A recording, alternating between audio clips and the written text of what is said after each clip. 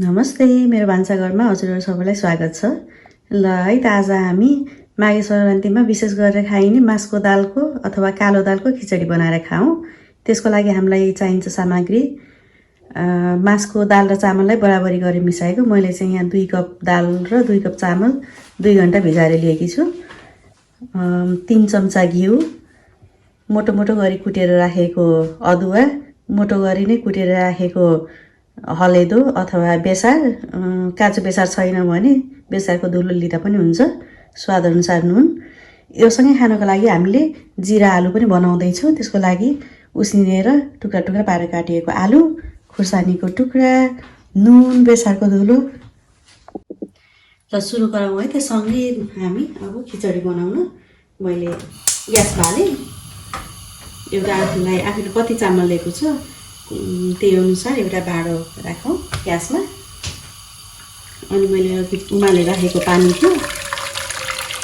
मैले पानीको मात्रा चाहिँ 1 कप चामल 1 कप दाल लिएको छु भने 3 कप चामल पानी लिएको छु।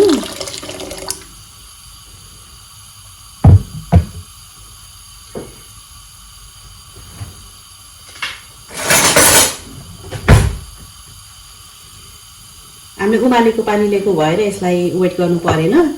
अब यसमा मैले स्वादअनुसार नुन राख्छु।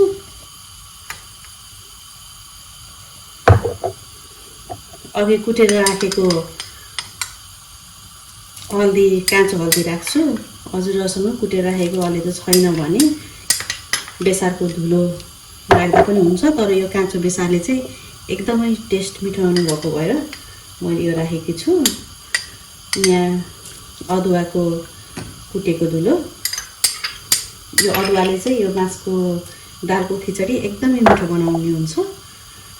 र यसमा अब हामी घिउ राखौँ। मैले चाहिँ यहाँ 3 चम्चा राख्छु। तपाईँहरूको आफ्नो टेस्ट अनुसार र स्वास्थ्य अवस्था अनुसार आफूलाई जति मन लाग्छ त्यति घिउ राख्नु होला। थोरै घिउ राख्यो भने पछि हामीले थपेर पाकिसकेपछि सर्भ गर्दा घिउ राख्दाखेरि पनि हुन्छ। अब हेल्थ कन्डिसनले दिँदैन भने नत्र पकाउँदै राख्दाखेरि मिठो हुन्छ। यति राखिसकेपछि अघि हामीले भिजाएर रेडी गरेको चामल र दालको मिक्सरलाई राखिदिउँ।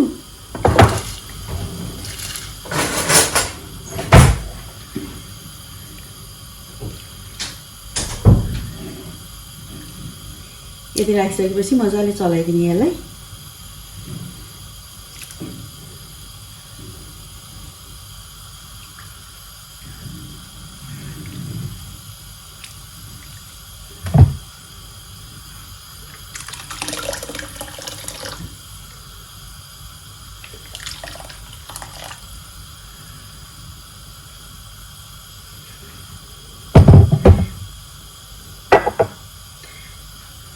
यो सामग्रीको मात्राहरू मैले सबै डिस्क्रिप्सन बक्समा तल राखिदिएको छु, त्यहाँ गएर हेर्नु होला कन्फ्युज भयो भने।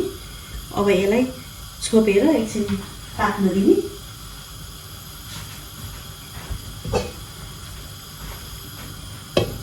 यसलाई यतिकै छोपेर एकछिन पानी सुक्न दिउँ। अनि त्यसपछि चलाउँदै छोप्दै फेरि पकाउँदै गरौँला है त।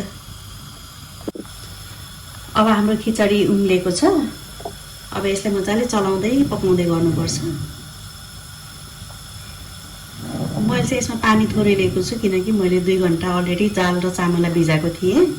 यदि तपाईँहरू धेरै बेर भिजाउनु भएको छैन भनेपछि अलिकता पानीको मात्रा बढाउँदा हुन्छ। अब हेरौँ त हाम्रो खिचडी कस्तो भयो। पानी सुकेर ठिक्क भएको छ। अब लगभग हाम्रो खिचडी पाकिसकेको छ। अब यसलाई चाहिँ हामीले एकदम लो फ्लेममा एकछिन बर्सिन दिने। मैले उतातिर ग्यास बालेर लो फ्लेम गराएर यसलाई उता राखिदिन्छु। अब हामी यसमा जिरा आलु बनाऊँ है त। जिरा आलुको लागि मैले एउटा कराई लिएको छु।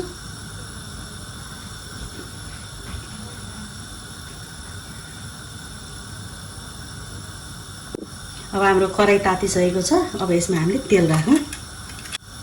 तेल चाहिँ मजाले राख्नुपर्छ किनकि हामीले उसिनेको आलु भुट्नुपर्छ। तेल थोरै भयो भने यो भाँडामा टाँसिने डर हुन्छ। तेल यतिको तातिसकेपछि यो डिसको नाम जिरा आलु भएको भएर जिरा चाहिँ लोभ नगरिकन टन्न राख्नुपर्छ।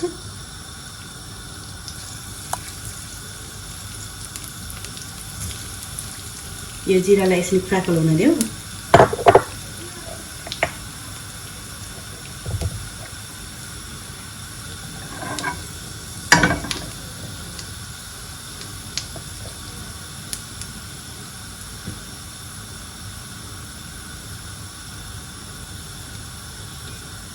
जिरा क्राकल भइसक्यो। अब यसमा हामी खुर्सानी र बेसार राख्न सक्छौँ।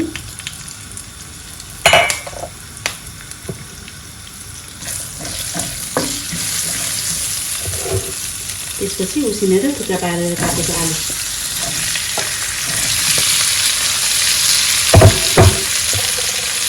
अनि स्वाद अनुसार नुन,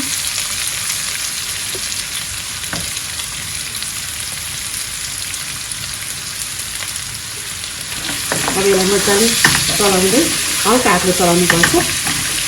होइन भने फेरि उसिनेको आलु सबै म्याच हुन्छ। चलाएर मजाले फ्राई हुन दिने। अब यसलाई चाहिँ अब हाम्रो जिरा आलु भुटेर यतिको भएको छ। यसमा मैले थोरै जिरा धनियाको पाउडर धेरै हाल्नु पर्दैन, एकदम थोरै, अनि आधा चम्चा जति गरम मसलाको धुलो राखेर एकछिन चलाइदिन्छु। यो मसलाको काँचो गन्ध जाने गरेर एकैछिन भुट्नेलाई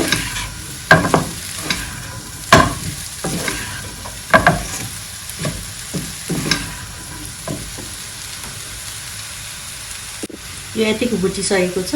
अब म यसमा थोरै कागतीको रस राख्दैछु। कागतीको रस चाहिँ अप्सनल हो, अमुल मन पर्दैन भने नराखे पनि हुन्छ, यतिकै मिठो हुन्छ।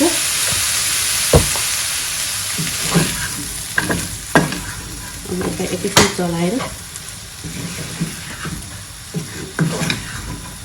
छोडिदिन्छु। अब हाम्रो खिचडी हेरौँ त कस्तो भयो।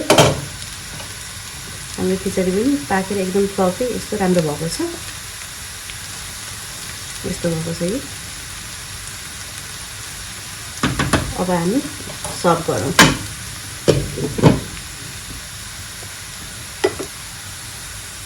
हाम्रो खिचडी बनेर तयार भयो। हाम्रो माघे सङ्क्रान्तिमा खानको लागि कालो दालको खिचडी। मैले चाहिँ माथिबाट घिउ 1 चम्चा घिउ राखेर आलु जिराको तरकारी, पापड तारेको, अनि काँक्रो सालेड, खुर्सानी, अनि साइडमा दही राखेर सर्भ गरेकी छु।